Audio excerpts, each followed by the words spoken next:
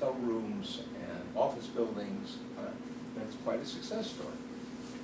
Then we have public buildings.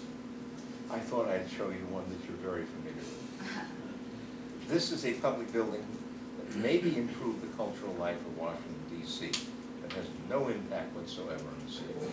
It can't. What's going to spill over? You've got all the spaghetti in the way.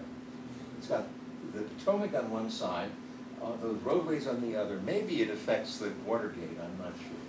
But that's a big investment. It's 6,000 customers when it's filled, 6,000 people, and they park underneath, and they get back in their car and they go home.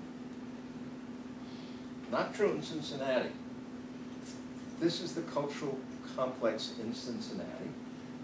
That low building over there in the foreground is the Museum of Contemporary Art by Zaha Hadid on a 25-foot wide site. The two theaters that you see there, brick, the Aronoff Center, those are 2,700 seat theater, 440 seat theater, 150 seat experimental theater, all designed by Caesar Pelli, the former dean of the architecture school at Yale.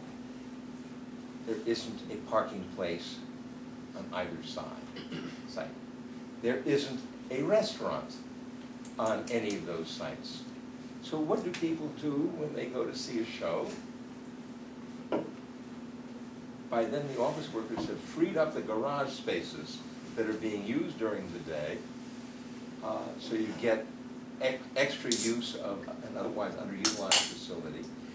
On their way from the parking garage where they have left their car, they go past a place where they have a beer or dinner or what have you.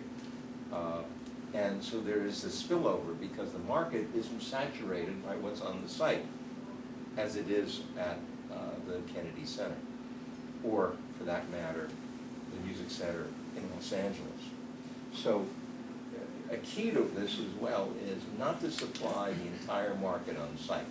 In fact, leave as much of it available for the private market as you possibly can, or else you got a problem.